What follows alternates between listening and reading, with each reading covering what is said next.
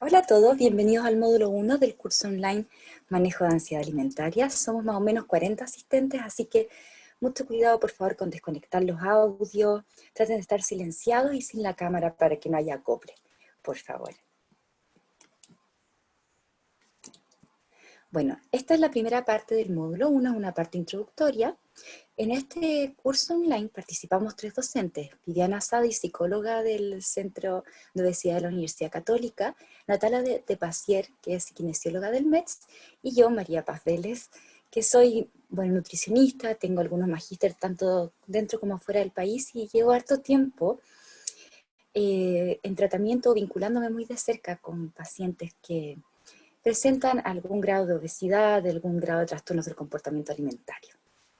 Eso, en este módulo vamos a ver el perfil psicológico del paciente obeso, encargada Viviana Sadi, y el abarque del autoboicot durante el tratamiento.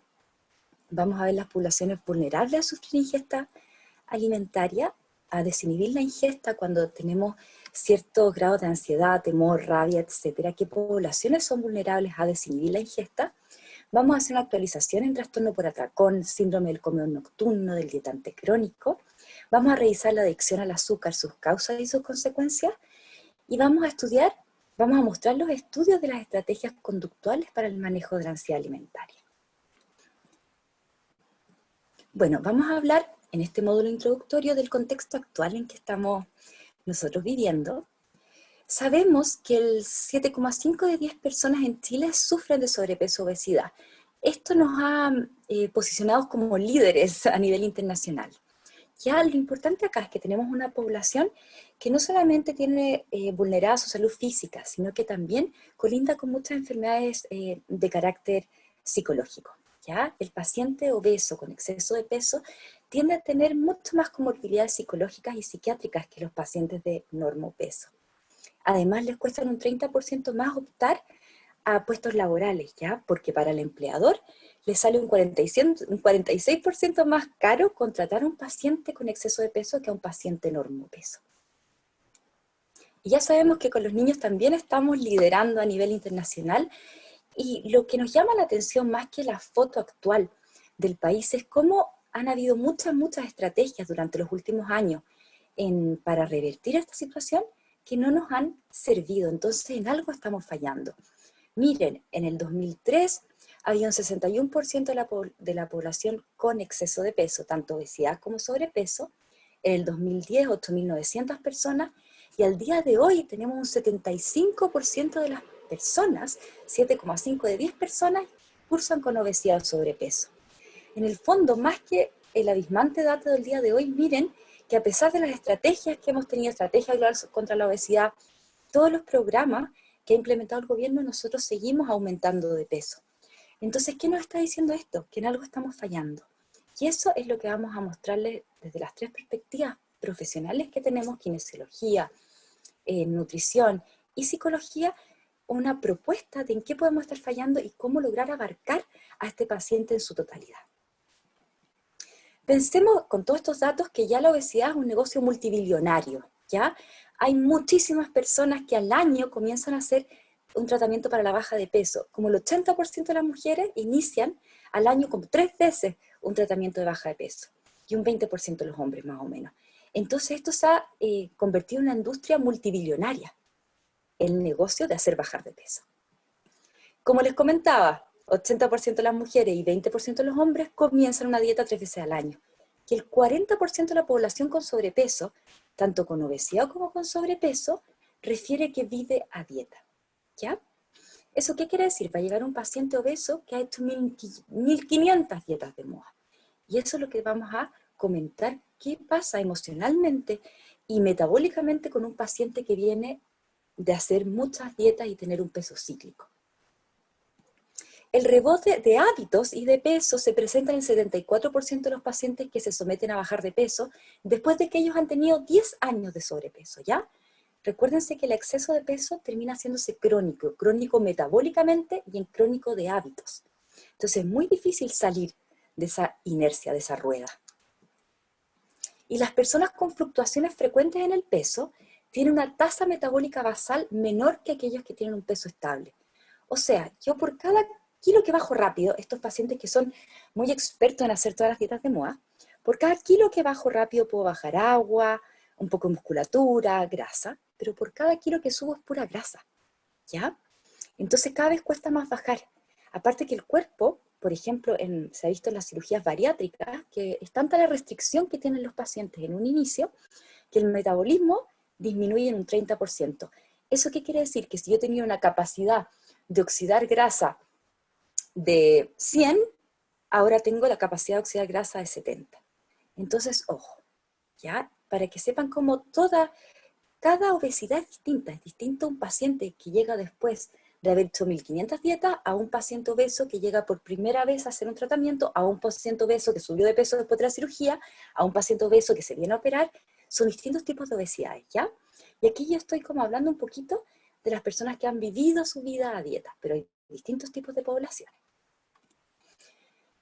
A su vez, 4 de cada 5 adultas en el mundo quiere cambiar al menos su peso o su figura. El nivel de insatisfacción corporal de las mujeres es muy alto. El 90% de las mujeres, por ejemplo, de las deportistas, quisiera tener un peso más bajo, ya sea por razones estéticas, por razones deportivas, pero la insatisfacción corporal es un alto porcentaje, se da en nuestra población. Ahora, hablemos de este mercado multibillonario. Las dietas de moda que están, hay millones, se han hecho un metaanálisis gigante, de todas las dietas de moda, Atkins, la dieta de la zona, el método Gress, etc. Y se pusieron todos los pacientes exitosos en un en metaanálisis. Estos son los pacientes exitosos, ya les puse solamente el caso del ayuno intermitente, pero en azul está el ayuno intermitente y en amarillo, perdón, en amarillo está el ayuno intermitente y en azul está las dietas de moda. En el fondo, a los 6 meses todos pierden el efecto, tanto el ayuno intermitente como las dietas de moda. Y en el fondo, después de estos 6 meses que pierde el efecto de la dieta, empieza el rebote. Y a los 5 años ya han recuperado el peso inicial más un 10%. En el fondo, yo bajé de peso. De 80 bajé más o menos a 73, después recuperé 80 y después me quedé con 88. ¿Ya? Entre un 5 y un 10% recupero el peso inicial más un 5 o un 10% de lo que tenía antes. Eso tiende a suceder. No en todos los pacientes, pero sí en la mayoría. ¿Ya?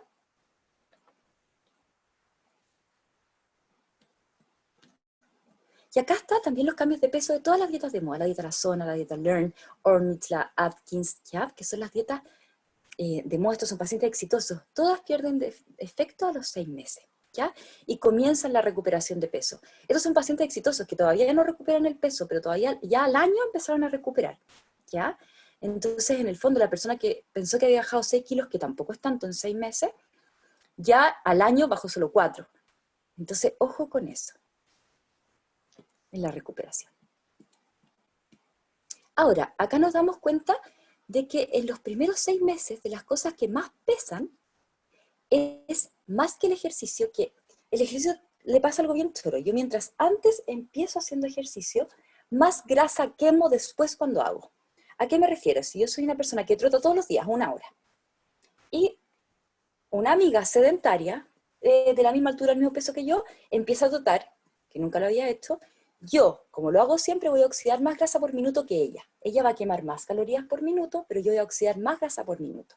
El cuerpo tiene, cuando yo llevo haciendo mucho tiempo actividad física, el cuerpo tiene la capacidad de oxidar más grasa por minuto.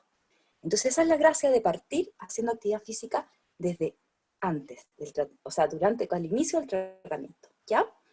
Pero no, se lo muestro esto para que vean que el apoyo conductual es lo que más pesa al principio, ¿ya? El ir al tratamiento, el asistir con el nutricionista, el kinesiólogo, la persona que está encargada de su tratamiento. Y a los 12 meses, vean cómo el deporte, la actividad física, tiene un peso muy fuerte en lo que es la mantención de la baja de peso, ¿ya? Y el apoyo conductual siempre tiene una incidencia en la baja de peso. Es muy importante porque en el fondo, lo que nos está diciendo acá, primero que el ejercicio al principio los pacientes piensan que, pucha, por hacer actividad física yo puedo comer una torta, y lo vamos a ver en mitos alimentarios, que no es así. Piensan que pueden compensar, y el sistema de compensaciones en un paciente con exceso de peso es muy complicado, ¿ya? Porque hay acá ciertos mitos, ciertas verdades que lo tienen muy, de repente el paciente se pierde en eso y tiene falso material respecto a cómo funciona su cuerpo o cómo debiese funcionar ante el ejercicio o ante la dieta. Entonces el rebote de peso después del tratamiento no es de peso en sí, sino que es de hábitos. No es que el peso lo recupere, es que recupere los hábitos por lo general.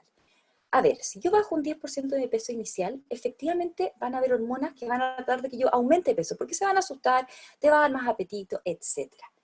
Pero el problema aquí no es que esas hormonas te hacen subir y recuperar el peso. El problema es que cuando te quedas pegado en la baja de peso, tiendes a rebotar el hábito y a comer más. Y eso es lo que empieza a suceder.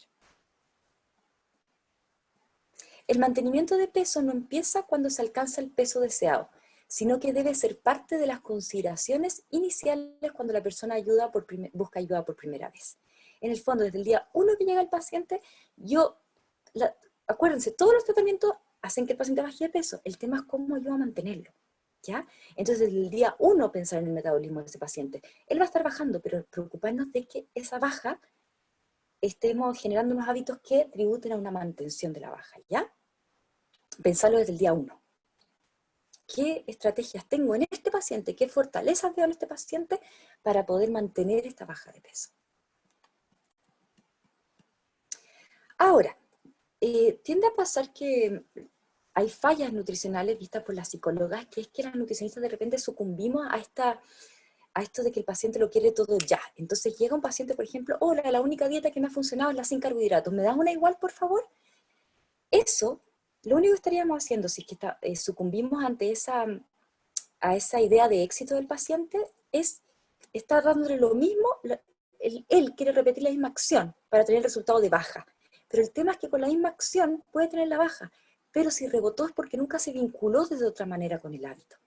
Entonces yo no puedo estar repitiendo siempre la misma acción. Tengo que primero redefinir lo que es un éxito. Cuando tú dices que la dieta te ha funcionado, la dieta sin carbohidratos te ha funcionado, ¿a qué te refieres? ¿A que bajé de peso? ¿Lo rebotaste? Sí. Entonces no te funcionó. Ya es importante también saber manejar las palabras, porque la baja no es el éxito, es la baja y la mantención. ¿Ya? Miren, acá este estudio se hizo con respecto a los aspectos, lo que pasa es que en el bypass gástrico, perdón, en las cirugías bariátricas en general, del 20 al 87% empiezan a reganar peso, ¿ya? Cuando ya es mayor a 2 años, y piensen que ya a los 5 hay gente que ha recuperado el 80% del peso perdido, es importante. Hay gente que efectivamente hay un fracaso, ellos piensan que es un fracaso en la cirugía propiamente tal, pero no, es un fracaso en el tratamiento completo porque efectivamente los hábitos no lograron ser cambiados, ¿ya? Y el paciente volvió a subir de peso, lo cual es muy peligroso. Acuérdense que hay distintos tipos de obesidad. Un paciente obeso que se va a operar, un paciente obeso que viene de reganar peso después de un bypass, hay distintos tipos de obesidad. Se hizo este estudio y se dieron cuenta que algunas de las cosas que hacen que el paciente no recupere peso es, por ejemplo, pesarse una vez a la semana, dejar de comer cuando se siente lleno, cuando se siente repleto, dejar de picotear. El picoteo es el primer autoboicot que se hace el paciente después de haberse sometido a una cirugía. ¿Por qué es un autoboicot? Porque como no pueden comer mucho, desmentalizan y comen poquitito, poquitito, poquitito y el cerebro no se da cuenta de lo que están comiendo. Si se dan cuenta, son estrategias conductuales, son prácticas y comportamientos los que hay que cambiar para la mantención de peso. Entonces no tiene mucho que ver con que, oye, sigue la dieta baja en carbohidratos, sigue. Es todo, esto tiene muchas, muchas aristas. Y aquí la dificultad radica en asegurar que el paciente, más que seguir las instrucciones, como que incorpore en su vida estas pautas alimentarias o esta forma de vincularse con la alimentación cuando ya está en un ambiente libre. El tratamiento no se acaba cuando el paciente baja de peso. El tratamiento yo lo termino cuando el paciente ha mantenido esa baja de peso por 5 años. Esa es mi manera de trabajar, pero creo que se las expongo porque recuerden que las células no es de un día para otro que se acostumbran a este nuevo peso. ¿Ya? Acuérdense. Por eso hay que revisar que el paciente efectivamente ya tenga un set point nuevo, un nuevo peso fijo.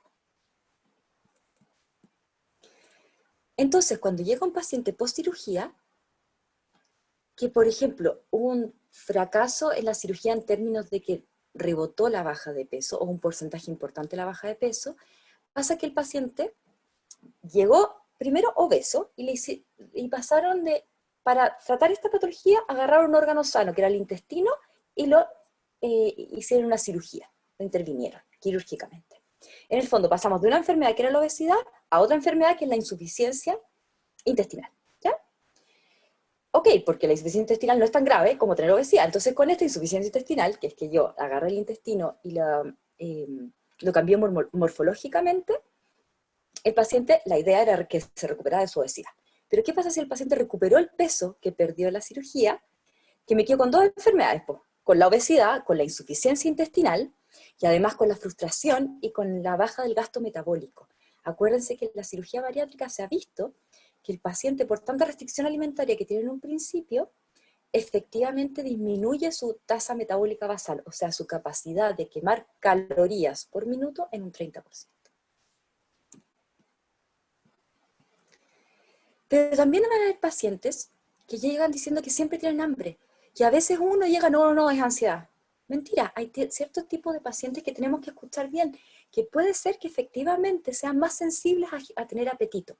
¿Por qué? Le pasa esto a algunos pacientes obesos, ¿ya? Miren, el intestino le habla mucho al cerebro, ¿ya? El cerebro se comunica con ciertas partes del cuerpo cuando hablamos de alimentación y de saciedad, ¿ya? De apetito y saciedad. El intestino es bien importante porque acá se sintetizan varias sustancias que regulan el ánimo, como la serotonina, ¿ya? Y también le habla a la grasa. Cuando hay grasa, esta sintetiza una hormona que es como una señal que le dice al cerebro, pum, para de comer, ya guardé lo suficiente, por eso hay grasa, guardé comida, entonces ya lo acumulé en la grasa, así que para de comer, estamos bien, ¿ya? Entonces uno dice, ya, pues entonces el obeso tiene más grasa, por eso debería tener más señales que dicen para de comer. Efectivamente, pero ¿qué empieza a pasar? Hay muchas señales, entonces se acoplan, ¡pum!, que el cerebro no escucha. Eso se llama resistencia a la leptina, es como resistir a la señal del para de comer. Entonces vamos a ver que hay pacientes que efectivamente tienen hiperfagia, que significa exceso de apetito por esto, ¿ya? Entonces ahí tenemos que jugar con los volúmenes, con un exceso, con una no restricción calórica muy fuerte. Entonces es súper importante ver qué está pasando con el paciente. Porque a veces nos decimos, no, este paciente es ansioso, por eso come. Pero tal vez tiene algo desregulado también, ¿ya? Pasa lo mismo con la insulina resistencia. La insulina también le dice al cerebro para de comer. Y cuando hay resistencia a la insulina, el cerebro puede resistir a esa señal. Por eso pueden tener más apetito. Ya esa es como la última teoría de la insulina resistencia. Ahora, la leptina, que no está escuchando el cerebro, también tiene regula otras cosas, regula el cansancio, regula la fertilidad. Entonces nos vamos a encontrar un paciente obeso que aunque sea sedentario, en verdad está cansado. Como no le llega, o sea, le llegan todas estas leptinas, que son estas hormonas de para de comer y de haz actividad física, está saturado el cerebro de eso, entonces claro, el paciente se va a encontrar cansado crónicamente, también va a tener trastornos de fertilidad, etc. O sea, estamos hablando de una enfermedad mucho más compleja que un exceso de grasa. También vamos a llegar con pacientes que están muy seguros de que tienen un bajo metabolismo y que deben comer la mitad que el resto o engorda, ¿ya? Entonces, claro, llegan destinados a un tratamiento muy, muy, muy estricto, porque llegan de cierta manera encasillados en que tienen un metabolismo bajo y por eso tienen que comer la mitad que el resto. Entonces ya es un tratamiento que tributa al fracaso, o sea, comer es como no comer en el fondo, ¿ya? Entonces pensemos bien, entremos en esta frase. Van a haber pacientes que efectivamente, pacientes al parecer con insulina resistencia, con menor capacidad de oxidación de lípido y carbohidratos, pueden existir este tipo de pacientes que tienen un metabolismo más deprimido. Pero esos tienen 200 calorías de diferencia con los pacientes que tienen un metabolismo que tengan sus mismas características, pero con un metabolismo sano. Entonces, ojo, 200 calorías es medio muffin, ¿ya? Entonces no es como yo tengo que comer la mitad que el resto, vamos a objetivizar. Efectivamente, ¿cuánto tiene que comer menos que este paciente? Ok, tiene el metabolismo lento, pero no es porque tienes el metabolismo lento que engordas, que subas de peso. En el fondo lo que está pasando es que además es que no estás respetando las 200 calorías menos, ¿ya? Ojo con eso, porque hay que ir aterrizando los conceptos. No me di cuenta que estaba subiendo de peso, menos de que estoy obesa. Ya hablamos de gente que tiene insatisfacción corporal, gente que sabe que tiene sobrepeso y quiere bajar de peso, gente que ha hecho 1500 dietas de moda.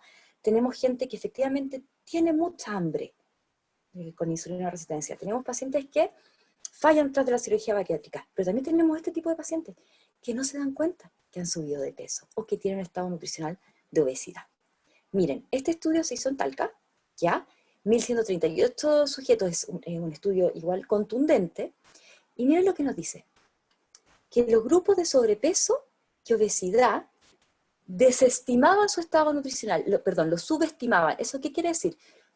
4 de 10 personas con sobrepeso pensaban que tenían peso normal, y 8 de 10 personas que eran obesas pensaban que tenían que tenían sobrepeso.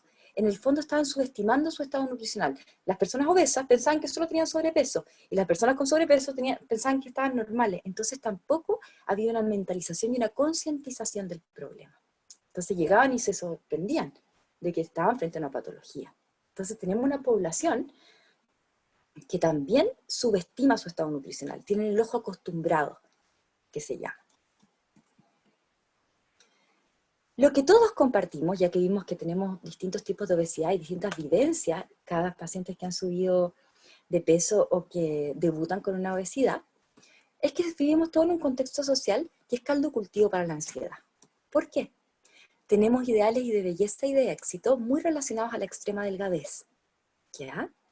Y ahí es el problema, a mí me complicaba más esto por las cirugías, porque en el fondo se ven niñas muy delgadas, pero con grande busto, con grandes glúteos. Entonces, si no hay intervención quirúrgica, ese cuerpo no es realista, ¿ya?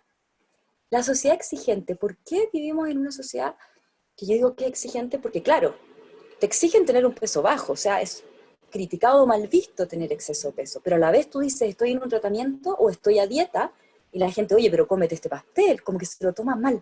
Entonces no hay cómo dejarlos conformes, ¿ya? Hay un exceso de información. Para mí el exceso de información genera atracón.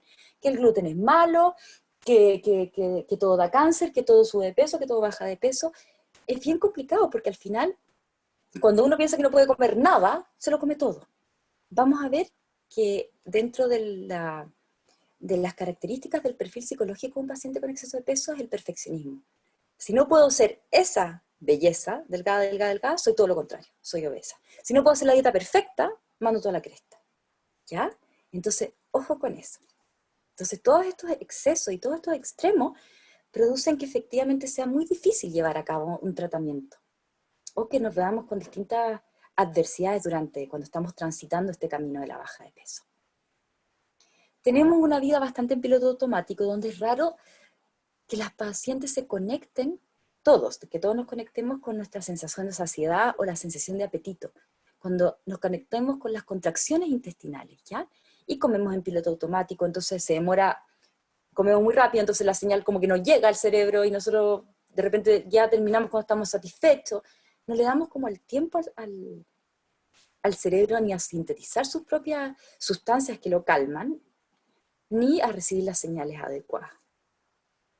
Estamos acostumbrados a estar siempre produciendo. ¿En qué sentido? En que siempre estamos haciendo algo.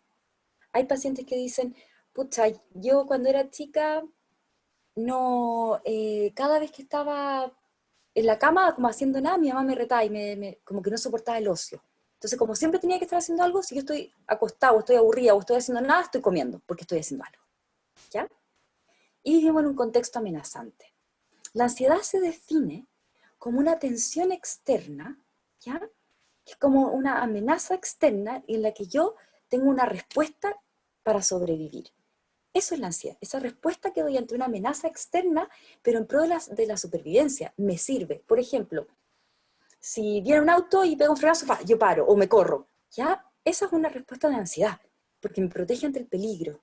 Entonces la ansiedad nos sirve, lo que pasa es que se hace patológica cuando en vez de movilizarnos nos empieza a paralizar y genera culpa y genera pensamientos rumiantes. Y ahí vamos a ver, la vida va a entrar más en lo que es la ansiedad y cómo abarcarla. ¿Ya? Pero sí estamos en un contexto de tensión constante. Y además estamos dentro de las tasas de depresión por sobre el promedio mundial. Acuérdense que la persona con obesidad, con sobrepeso, también tiene más comorbilidades en términos de psicológicos, ¿ya? Y que la depresión está muy ligada a la obesidad. ¿Por qué? Yo como, siento. ¿ya? A veces se dice mucho de que como siento, como. Por ejemplo, si estoy angustiado o tengo pena, voy a comer dulce porque me sube la serotonina. Es verdad. Pero también, si yo soy una persona que contamino mi intestino, o sea, una mala alimentación por mucho tiempo, ¿se acuerdan que les conté que en el intestino habían señales que regulan no solo el apetito, sino que el ánimo? Si yo tengo todo contaminado para adentro, las señales también están alteradas, las del ánimo. Entonces, no solamente como siento como, sino que como puedo sentir. Puedo estar más, por ejemplo, más irritable, con síndrome de abstinencia del azúcar, por ejemplo. O puedo estar más aletargado, más desconcentrado, puedo estar más intranquilo, porque tengo las glicemias inestables, porque he comido mal todo el día. Todo tiene que estar súper analizado, porque son varios los factores que entran a jugar, ¿ya? Entonces, la gente dice, porque soy obeso tengo depresión, porque tengo depresión me puse a comer más. También, es como el huevo y la gallina, tenemos que mirar todo con esa perspectiva. Y la tasa de ansiedad, que también en Chile es bastante alta por sobre los porcentajes mundiales, de un 6,5. Y ahora, piensen que con todo el estallido social y lo de la cuarentena, personas que también tal vez no cumplen los criterios para hacer un trastorno ansioso o una depresión, pero sí tenían algunos criterios, pero no lo suficientes como para entrar en ese nicho. Estos pacientes que no quedaron dentro de la estadística, con todo lo que es el contexto social, igual esos matices que tenían o esos ciertos rasgos se han disparado, se han exacerbado. Entonces tenemos un público, un grupo, los chilenos estamos con un grado de ansiedad o con más irritables, a todos nos ha llegado de alguna u otra manera todo lo que ha pasado. Entonces, como respuesta, se hace este enfoque terapéutico que va a intentar relacionar las creencias, los pensamientos, las emociones y las vivencias con el peso, la imagen corporal, la alimentación y los signos y síntomas de las patologías nutricionales. La propuesta de nosotros es que veamos, obviamente desde el área de alimentación, los mitos alimentarios, desde la actividad física y la ansiedad, la psicología, pero entre todos veamos este enfoque. ¿Cómo podemos visualizar a estos pacientes que son tan distintos unos de otros, pero finalmente que comparten este exceso de tejido adiposo que les decía? Veámoslo así. Va a llegar el paciente muy convencido y genuinamente de que quiere bajar de peso. Y si revisamos su historia, hay una historia de peso marcada por ciertos hitos que tal vez él no los considera traumas, ni es que es consciente de que están marcados, pero probablemente encontremos gatillantes gatillantes de la subida de peso. Y ahí podemos llegar a pensar que el peso, el número peso, es como la punta del iceberg. Es la punta del iceberg, ya es solo un indicador. No está ahí para molestarte, te está diciendo algo. Entonces ahí está nuestro peso, la punta del iceberg. ¿Cuál es la teoría? Que en el fondo el peso en exceso, el exceso de peso es una expresión o solución biológica del organismo para responder a un desequilibrio que puede ser mental, emocional, físico o todos los anteriores. O sea, es una manera en que mi organismo subió el peso para equilibrar algo que estaba pasando en el ambiente, ¿ya? Y eso, por eso se toma que las capas de grasa te defienden, dejas de estar tan expuesto, tiene que ver mucho con los límites, en el fondo, no tener como un límite corporal, también tiene que ver con que, por ejemplo, si yo no soy capaz de poner los límites a mis pares, a las personas con que trabajo, a mis amigas, los límites, el cuerpo como solución biológica va a aumentar tu capacidad de separación del resto, tus propios límites, los límites físicos. Entonces, en el fondo, hay más allá de como mucho o no como mucho. Entonces se dice que está a la punta del iceberg, pero abajo del iceberg hay muchas emociones, creencias que operan desde el inconsciente, ¿ya? Que es un inconsciente obesogénico. En el fondo es lo que se llama la obesidad mental. Con poca tolerancia a la frustración, con un perfeccionismo exacerbado, con un déficit de autoestima, pero sin embargo con una autoestima muy fuerte, por ejemplo, en lo laboral, ¿ya?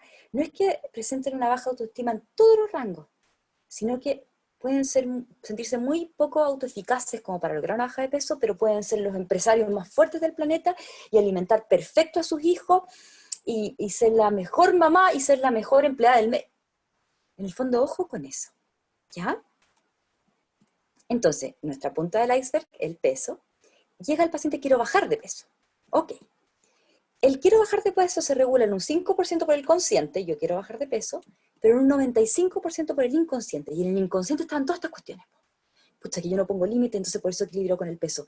Todos los estresores externos me hicieron subir de peso. Hay algo guardado ahí. Entonces, ¿qué empieza a pasar con el paciente que tiene este sobrepeso que inconscientemente fue una manera de una solución biológica que encontró el cuerpo para sobrellevar este estrés externo? Que yo bajo de peso, bacán, pero cuando estoy bajando de peso estoy quitándome esas capas que me protegían, entonces me enfrento directo a lo que estaba ahí metido, esos míos que estaban ahí metidos en el inconsciente. Entonces digo, ay, bajé de peso, entonces me premio, me voy a comer un chocolate para volver a subir de peso. Entonces en el fondo lo que hay que hacer es eso, del inconsciente empezar a pasar al consciente para poder manejar un poco. ¿A qué me refiero? Como que el paciente puede ir ya a los 10 kilos, punto, ya bajó 10 kilos de peso y se da cuenta que en verdad le carga su pega.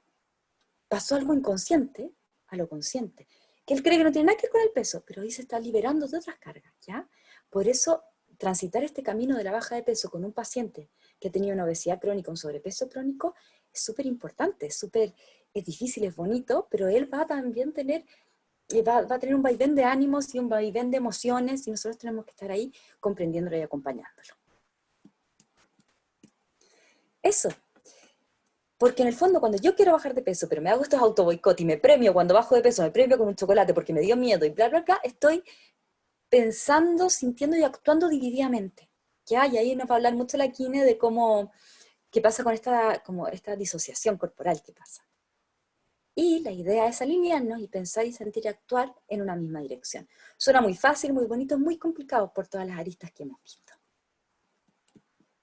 Y ahora vamos a terminar con esta introducción al módulo y dar paso al módulo de perfil psicológico del paciente con exceso de peso, donde hablaremos del perfil psicológico, la adicción al azúcar, las poblaciones vulnerables a desinhibir la ingesta, los nuevos trastornos del comportamiento alimentario, el síndrome del comedor nocturno, el dietante crónico y las estrategias estudiadas para manejo de la ansiedad, no desde la perspectiva alimentaria aún, sino que los otros tipos de estrategias estudiadas para el manejo de la ansiedad alimentaria.